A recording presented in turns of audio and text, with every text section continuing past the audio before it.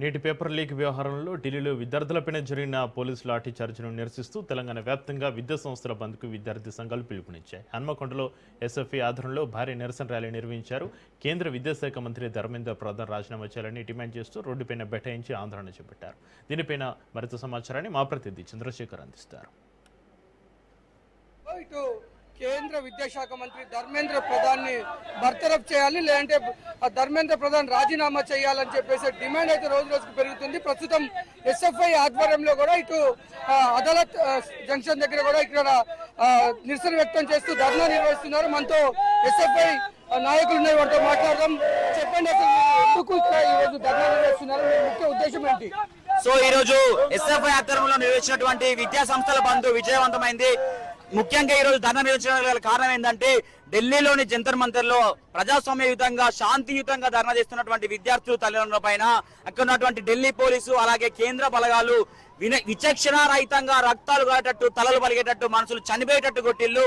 దీనికి కనీసం స్పందించినటువంటి వాళ్ళు అలాగే 20-30 మంది వరకు విద్యార్థులు నిర్రాసినటువంటి విద్యార్థులు చనిపోతే స్పందించని కేంద్ర మంత్రులు వెంటనే రాజీనామా చేయాలని చెప్పేసి నీట్ ఎగ్జామ్ లో జరిగినటువంటి అవకతవకలు పేపర్ లీక్లకు బాధ్యత వహిస్తూ కేంద్ర విద్యాశాఖ మంత్రి ధర్మేంద్ర ప్రధాన్ రాజీనామా చేయాలని చెప్పేసి మేము డిమాండ్ చేస్తూ గత నెల రోజులుగా కొనసాగుతున్నటువంటి ఉద్యమాల్లో భాగంగా ఈ రోజు రాష్ట్ర వ్యాప్త విద్యా సంస్థలకు బంద్ ఇచ్చడం, హన్మకొండలో ప్రతి విద్యా సంస్థ బంద్ అయింది.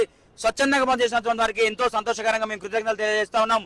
అలాగే ముఖ్యమైన కారణం ఏంటంటే కొట్టినటువంటి దెబ్బలకు వీడియోలు ఉన్నాయి సార్ అని సుప్రీంకోర్టు దగ్గరికి పోతే జస్టిస్ సూర్యకాంత్ శర్మ మాకు వీడియోలు చూసేంత టైం లేదని చెప్పేసి ఆయన మాట్లాడడం చాలా సిగ్గుమాలినటువంటి చర్య. ఎందుకంటే లాఠీలకు మూలలు పెట్టి కనీసం నేమ్ బ్యాడ్జ్ లేకుండా వాళ్లకు సివిల్ డ్రెస్ లో ఉన్నటువంటి వ్యక్తులు లాఠీలు ఇచ్చి ఆర్ఎస్ఎస్ వ్యక్తుల బీజేపీ వ్యక్తుల ఏ పార్టీ వాళ్ళకి సంబంధించలేని వాళ్ళని పోలీసుల్లాగా పంపించి కొట్టించడం అనేది అత్యంత అమానవీయ చర్య మేము భావిస్తా ఉన్నాం. అలాగే నీట్ ఎగ్జామ్ రాసినటువంటి 22 లక్షల మంది విద్యార్థులకు న్యాయం జరిగేంత వరకు మేము పోరాడతామని, అలాగే కేంద్ర విద్యాశాఖ మంత్రి ధర్మేంద్ర ప్రధాన్ రాజీనామా చేసేంత వరకు కూడా ఈ ఉద్యమాలు కొనసాగుతాయని చెప్పేసి మీకు కొంచెం హెచ్చరిక జారీ చేస్తా ఉన్నాం. మనం చూడొచ్చు, ఎస్ఎఫ్ఐ ఆధ్వర్యంలో అయితే ఇక్కడ ధర్నా నిర్వహిస్తున్నారు. మొత్తం రాష్ట్ర బంద్ కూడా పిలుపునిచ్చారు. ఉమ్మడి వరంగల్ జిల్లా వ్యాప్తంగా కూడా అన్ని విద్యా సంస్థలు బంద్ ప్రకటిస్తున్నాయి.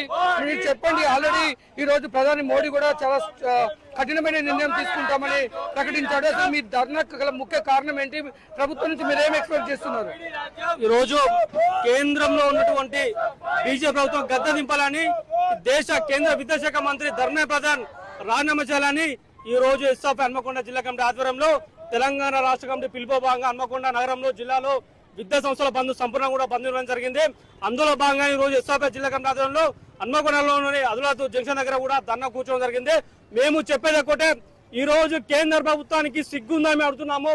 22 లక్షల మంది విద్యార్థులు మా జీవితాలు నాశనం అవుతానని 4 రోజుల క్రితం ఢిల్లీలోని దేశ రాజధాని ఢిల్లీలో నగరం నడిబొడ్డున జంతర్ మంతర్ వద్ద దగ్గర అక్కడ నుండి ధర్నాకు ధర్నా స్టార్ట్ చేసుకుని ర్యాలీగా పార్లమెంట్ వైపు మాకు న్యాయం కాలం వెళ్తే అక్కడ ఉన్నటువంటి పోలీసులు అలాగే కొంతమంది గుండాలు అసలు వాళ్ళ పోలీసుల అసలు వాళ్ళు ఏందని కూడా అక్కడ ఉన్నటువంటి ప్రభుత్వం కూడా అసలు వారి పైన టెస్ట్ చేయకుండా ఈరోజు వాళ్ళు అలో చేశారు. విద్యార్థులను 16-17 సంవత్సరాల విద్యార్థులను తలలు పగిలేలా కొట్టి టీఆర్ గ్యాస్ వారి మీద అంటే ఒక గుండెల మాదిరిగా ఖైదీల మాదిరిగా అసలు ఒక దొంగ లెక్క విద్యార్థులను ట్రీట్ చేసి వాళ్ళు ఇష్టమైన కొట్టి ఈ రోజు వాళ్ళ తల్లలు పాల్గొట్టి వారిని ఆత్మహత్య చేసిన పరిస్థితి ఈ రోజు బీజేపీ ప్రభుత్వం కేంద్రంలో ఉన్నది.